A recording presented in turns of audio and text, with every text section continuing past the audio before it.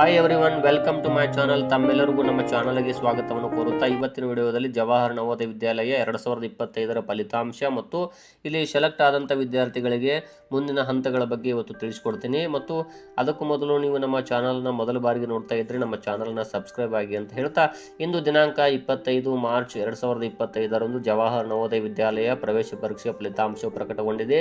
ಇಲ್ಲಿ 6ನೇ ತರಗತಿ ಹಾಗೂ 9ನೇ ತರಗತಿಯ ಫಲಿತಾಂಶವು ಇವತ್ತು ಪ್ರಕಟಗೊಂಡಿರುತ್ತದೆ.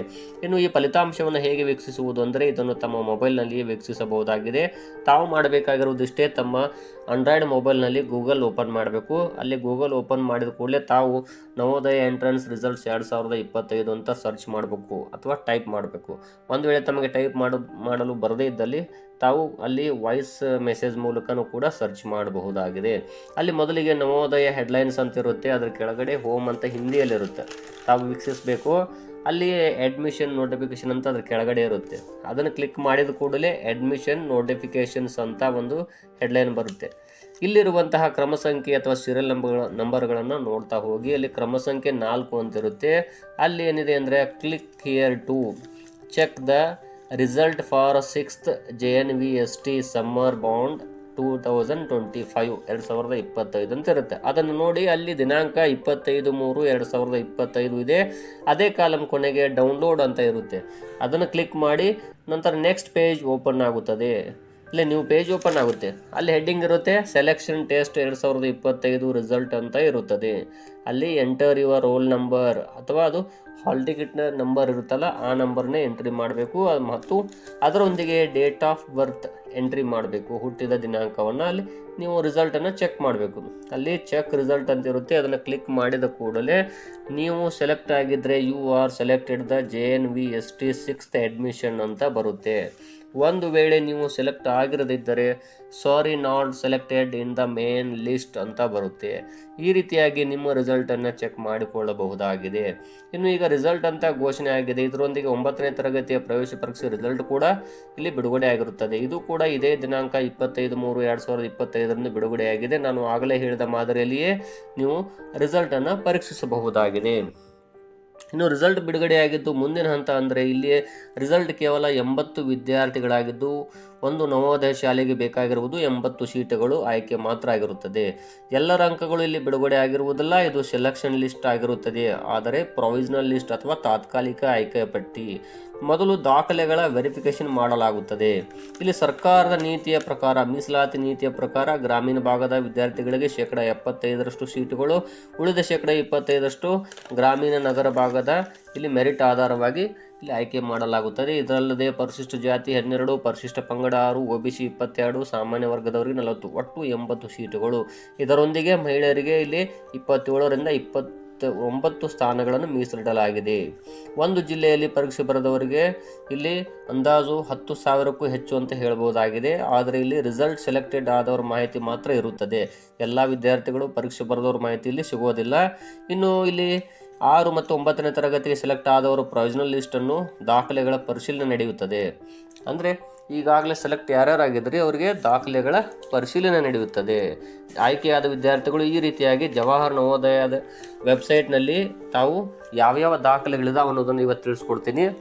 ಮೊದಲನೇದಾಗಿ ಜವಾಹರ್ ನವೋದಯ ವಿದ್ಯಾಲಯ ಸಮಿತಿಯವರು ಈ ಕೆಳಕಂಡ ಮಾಹಿತಿಗಳನ್ನು 2025-26ನೇ ಸಾಲಿನ ಜವಾಹರ್ ನವೋದಯ ವಿದ್ಯಾಲಯ ಪ್ರವೇಶ ಪರೀಕ್ಷೆಯಲ್ಲಿ ಆಯ್ಕೆಯಾದವರು ಅಂದರೆ ಪ್ರೊವಿಷನಲ್ ಲಿಸ್ಟ್ನಲ್ಲಿ ಹೆಸರಿದ್ದವರು ಈ ಫಾರ್ಮೆಟ್ಗಳನ್ನು ಮತ್ತು ಈ ಕೆಳಕಂಡ ಮಾಹಿತಿಗಳನ್ನು ಹಂತಗಳನ್ನು ಕಡ್ಡಾಯವಾಗಿ ಪಾಲಿಸಲು ಸೂಚಿಸಿದ್ದಾರೆ.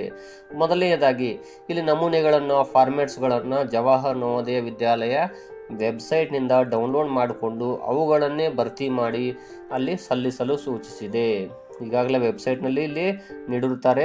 ಅಂದರೆ ಉದಾಹರಣೆಗಾಗಿ ಇಲ್ಲಿ ಗ್ರಾಮೀಣ ಅಭ್ಯರ್ಥಿ ಪ್ರಮಾಣ ಪತ್ರ ಆಗಿರ್ಬೋದು, ವಾಸಸ್ಥಳ ಪ್ರಮಾಣ ಪತ್ರ ಆಗಿರ್ಬೋದು, ಮತ್ತು ಇಲ್ಲಿ ವ್ಯಾಸಂಗ ಪ್ರಮಾಣ ಪತ್ರ ಆಗಿರ್ಬೋದು, ಅದ್ರ ಜೊತೆಗೆ ಇಲ್ಲಿ OBC ಪ್ರಮಾಣ ಪತ್ರ ಮತ್ತು ಇಲ್ಲಿ ಮೆಡಿಕಲ್ ಫಿಟ್ನೆಸ್ ಸರ್ಟಿಫಿಕೇಟ್ ಆಗಿರ್ಬೋದು, ಇವೆಲ್ಲವೂ ಕೂಡ ಅವರು ಕೊಟ್ಟಿದ್ದಾರೆ. ಅವೇ ಮಾಹಿತಿಗಳನ್ನು ಡೌನ್ಲೋಡ್ ಮಾಡಿಕೊಂಡು ತಾವು ಭರ್ತಿ ಮಾಡಿ ಕೊಡಬೇಕಾಗುತ್ತದೆ. ಇನ್ನು ಎರಡನೇದಾಗಿ ಇವುಗಳೆಲ್ಲವನ್ನು ಭರ್ತಿ ಮಾಡಿ ನೀವು ಆಯ್ಕೆಯಾದ ನವೋದಯ ಶಾಲೆಯ ಪ್ರಾಂಶುಪಾಲರಿಗೆ ಇವುಗಳನ್ನು ದಾಖಲಾತಿ ವೆರಿಫಿಕೇಷನ್ ಸಂದರ್ಭದಲ್ಲಿ ಸಲ್ಲಿಸಬೇಕು. ಮೂರನೇದಾಗಿ ಎಲ್ಲ ದಾಖಲೆಗಳ ಪರಿಶೀಲನೆ ಸಂದರ್ಭದಲ್ಲಿ ಒದಗಿಸಬೇಕು ಅಂತ ಹೇಳಿದ್ದಾರೆ. ನಾಲ್ಕನೇದಾಗಿ ಜನನ ಪ್ರಮಾಣ ಪತ್ರ, ಇದು ಬಹಳಷ್ಟು ಇಂಪಾರ್ಟೆಂಟ್ ಆಗುತ್ತದೆ. ಅವರು ಒಂದು ಡೇಟ್ ಆಫ್ ಬರ್ತನ್ನು ಕೊಟ್ಟಿದ್ದಾರೆ, ಆ ಡೇಟ್ ಆಫ್ ಬರ್ತ್ನಲ್ಲಿದ್ದವರು ಈ ದಾಖಲೆಗಳನ್ನು ಕಡ್ಡಾಯವಾಗಿ ಅವರು ಸಲ್ಲಿಸಬೇಕಾಗುತ್ತದೆ. ಮತ್ತು ಇನ್ನೊಂದು ಹೇಳೋದಾದರೆ ಇಲ್ಲಿ ಗ್ರಾಮೀಣ ಅಭ್ಯರ್ಥಿ ಪ್ರಮಾಣ ಪತ್ರ, ವಿದ್ಯಾರ್ಥಿಯು ಕಲಿತಂತಹ 3, 4, 5ನೇ ತರಗತಿಗೆ ಸಂಬಂಧಿಸಿದಂತಹ ಗ್ರಾಮೀಣ ಅಭ್ಯರ್ಥಿ ಪ್ರಮಾಣ ಪತ್ರವನ್ನು ಇಲ್ಲಿ ಮುಖ್ಯ ಗುರುಗಳಿಂದ ಸಹಿ ಮಾಡಿಸಿ ತದನಂತರ ಅದನ್ನು ಇಲ್ಲಿ ಕ್ಷೇತ್ರ ಶಿಕ್ಷಣಾಧಿಕಾರಿಗಳಿಂದ ಅದನ್ನು ಮೇಲ್ರುಜು ಮಾಡಿಸಬೇಕಾಗುತ್ತದೆ. ಇನ್ನು ನೆಕ್ಸ್ಟು ವಾಸಸ್ಥಳ ಪ್ರಮಾಣ ಪತ್ರ. ಇನ್ನು ವಾಸಸ್ಥಳ ಪುರಾವೆಗಳು, ಇಲ್ಲಿ ವಿದ್ಯಾರ್ಥಿಯು ವಾಸವಿರುವಂತಹ ಆಧಾರ್ ಕಾರ್ಡ್, ರೇಷನ್ ಕಾರ್ಡ್ ಮತ್ತು ಇಲ್ಲಿ ತಂದೆ ತಾಯಿಗಳದ್ದು ಕೂಡ ಆಧಾರ್ ಕಾರ್ಡ್ ಆಗಿರ್ಬೋದು, ಅದ್ರ ಜೊತೆಗೆ ration card, voter I D ಮತ್ತು ಪ್ಯಾನ್ ಕಾರ್ಡ್ ಇವೆಲ್ಲವುಗಳನ್ನು ಅಲ್ಲಿ ಸಲ್ಲಿಸಬೇಕಾಗುತ್ತದೆ. ಅದರೊಂದಿಗೆ ಆಧಾರ್ ಕಾರ್ಡ್ ಕಡ್ಡಾಯ ಮಾಡಿದ್ದಾರೆ ಇಲ್ಲಿ ಸೆಲೆಕ್ಟೆಡ್ ಆದಂತಹ ವಿದ್ಯಾರ್ಥಿಗಳಿಗೆ. ಇನ್ನು 8ನೇದಾಗಿ ವ್ಯಾಸಂಗ ಪ್ರಮಾಣ ಪತ್ರ, ಸ್ಟಡಿ ಸರ್ಟಿಫಿಕೇಟ್ ಅಂತ ಹೇಳ್ತೀವಿ. 3, 4, 5ನೇ ತರಗತಿ ಗ್ರಾಮೀಣ ಭಾಗದಲ್ಲಿ ಕಲ್ತಿದ್ರೆ ಅದರದ್ದು ಅಥವಾ ಸಿಟಿಯಲ್ಲಿ ಕಲ್ತಿದ್ರೆ ಒಟ್ಟಾರೆಯಾಗಿ ಎಲ್ಲೇ ಶಾಲೆ ಕಲ್ತರೂ ಅಲ್ಲಿ ವ್ಯಾಸಂಗ ಪ್ರಮಾಣ ಪತ್ರವನ್ನು ಸಲ್ಲಿಸಬೇಕು. ಅದರೊಂದಿಗೆ ಮೆಡಿಕಲ್ ಫಿಟ್ನೆಸ್ ಸರ್ಟಿಫಿಕೇಟ್, ಈಗಾಗಲೇ ಇಲ್ಲಿ ಜವಾಹರ್ ನವೋದಯ ವಿದ್ಯಾಲಯದವರು ಇಲ್ಲಿ ಫಾರ್ಮೆಟ್ಗಳನ್ನು ನೀಡಿರುತ್ತಾರೆ. ಅದೇ ಫಾರ್ಮೆಟನ್ನು ತಾವು ಡೌನ್ಲೋಡ್ ಮಾಡಿಕೊಂಡು ಅದರ ಮೂಲಕ ತಾವು ಅಲ್ಲಿ ಸರ್ಜನ್ ಅವರಿಂದ ಫಾರ್ಮನ್ನು ಫಿಲಪ್ ಮಾಡಿಸಿ ಸೈನ್ ಮಾಡಿಸಿ ಅದನ್ನು ಸಲ್ಲಿಸಬೇಕಾಗುತ್ತದೆ. ಇನ್ನು 10ನೇದಾಗಿ undertaking by parent to pay Vidyalaya Vikas Nidhi every month as per norms. ಇಲ್ಲಿ ಪೇರೆಂಟ್ಸ್ ಅಂದರೆ ಇಲ್ಲಿ ಯಾರ್ಯಾರು ಅಂದರೆ SC ST ಆಗಿರ್ಬೋದು ಮತ್ತು ಬಾಲಕಿಯರು ಮತ್ತು ದಿವ್ಯಾಂಗ ಹಾಗೂ BPL ಕಾರ್ಡ್ ಇದ್ದವ್ರಿಗೆ ಬಿಟ್ಟು ಇಲ್ಲಿ ಪ್ರತಿ ತಿಂಗಳು ವಿದ್ಯಾರ್ಥಿಗಳು ಅಂದರೆ ಸಾಮಾನ್ಯ ವರ್ಗಕ್ಕೆ ಸಂಬಂಧಪಟ್ಟಂಥವರು ಅವರು ಏನಂದರೆ ವಿದ್ಯಾಲಯ ವಿಕಾಸ ನಿಧಿಯನ್ನು ಕೊಡಬೇಕಾಗತ್ತೆ ಪ್ರತಿ ತಿಂಗಳು ಅಂತೇಳಿ ಇಲ್ಲಿ ಅವ್ರು ಕೊಟ್ಟಿರುತ್ತಾರೆ. ಆ ಫಾರ್ಮೆಟನ್ನು ತಾವು ತುಂಬಿ ಸಹಿ ಮಾಡಿ ಕೊಡಬೇಕಾಗುತ್ತದೆ. ಮತ್ತು ಇಲ್ಲಿ SC ST ಅವರಿಗೆ ಮತ್ತು ಬಾಲಕಿಯರಿಗೆ ಹಾಗೂ BPL ಕಾರ್ಡ್ದಾರರಿಗೆ ಇಲ್ಲಿ ವಿನಾಯಿತಿಯನ್ನು ನೀಡಿರುತ್ತಾರೆ. ಅದರೊಂದಿಗೆ ಡಿಸಬಿಲಿಟಿ ಸರ್ಟಿಫಿಕೇಟ್, ಇಲ್ಲಿ ವಿಶೇಷಚೇತನ ಪ್ರಮಾಣ ಪತ್ರವನ್ನು ಇಲ್ಲಿ ಸಂಬಂಧಿಸಿದ ಪ್ರಾಧಿಕಾರದವರಿಂದ ಸಹಿ ಮಾಡಿಸಿ ಕೊಡಬೇಕಾಗುತ್ತದೆ. ಅದರೊಂದಿಗೆ ಇಲ್ಲಿ SC ST ವಿದ್ಯಾರ್ಥಿಗಳಿಗೆ ಇಲ್ಲಿ ಜಾತಿ ಆದಾಯ ಪ್ರಮಾಣ ಪತ್ರ, ಆ ಪ್ರಮಾಣ ಪತ್ರವನ್ನು ಕೂಡ ಅವರು ಸಿದ್ಧತೆಯಲ್ಲಿ ಇಟ್ಕೊಂಡು ಇಲ್ಲಿ ವೆರಿಫಿಕೇಷನ್ ಸಂದರ್ಭದಲ್ಲಿ ನೀಡಬೇಕಾಗುತ್ತದೆ. ಅದರೊಂದಿಗೆ OBC ಪ್ರಮಾಣ ಪತ್ರ, ಇದು ಕೇಂದ್ರ ಸರ್ಕಾರದ ಇಲ್ಲಿ ಅವರ ವ್ಯಾಪ್ತಿಯಲ್ಲಿರುವಂತಹ ಯಾರ್ಯಾರು OBCಯಲ್ಲಿ ಬರ್ತಾರೋ ಯಾವ ಕಾಸ್ಟ್ ಅವರು ಅದಕ್ಕೆ ಸಂಬಂಧಪಟ್ಟಂಥ OBC ಪ್ರಮಾಣ ಪತ್ರವನ್ನು ಇಲ್ಲಿ ತಾವು ಸಲ್ಲಿಸಬೇಕಾಗುತ್ತದೆ. ಇದನ್ನು ತಹಸೀಲ್ದಾರ್ ಆಫೀಸಲ್ಲಿ ತಾವು ಅಪ್ಲಿಕೇಶನ್ ಕೊಟ್ಟು ಇದನ್ನು ಈಗಾಗಲೇ ಸಿದ್ಧತೆಯಲ್ಲಿ ಇಟ್ಕೊಳ್ಬೇಕು. ಅದರೊಂದಿಗೆ TC ಅಂದರೆ ಇಲ್ಲಿ ಟ್ರಾನ್ಸ್ಫರ್ ಸರ್ಟಿಫಿಕೇಟ್ ಅದನ್ನು ಪಡ್ಕೊಳ್ಬೇಕು. ಇನ್ನು ನೀವು ನಾಳೆ ಅಂತಿಮ ಹಂತದ ಅಥವಾ ಫೈನಲ್ ಸೆಲೆಕ್ಷನ್ ಲಿಸ್ಟಲ್ಲಿ ಹೆಸರು ಬಂದವರು, ಈಗಾಗಲೇ ಪ್ರೊವಿಷನಲ್ ಲಿಸ್ಟಲ್ಲಿ ಹೆಸರು ಬಂದವರು ಮೊದಲು TCಗಾಗಿ ಮುಖ್ಯೋಪಾಧ್ಯಾಯರಿಗೆ ಅರ್ಜಿಯನ್ನು ಸಲ್ಲಿಸಬೇಕು. ಮತ್ತು ಫೈನಲ್ ಲಿಸ್ಟ್ ಸೆಲೆಕ್ಟ್ ಅಂತ ಬಂದ ಕೂಡಲೇ TCಯನ್ನು ತೆಗೆದುಕೊಂಡು ಆ TCಗೆ ಇಲ್ಲಿ BO ಅವರಿಂದ ಮೇಲ್ ರುಜು ಮಾಡಿಸ್ಬೇಕು, ಕೌಂಟರ್ ಸೈನ್ ಮಾಡಿಸ್ಬೇಕು ಮತ್ತು ಸೀಲ್ ಹಾಕಿಸ್ಬೇಕು.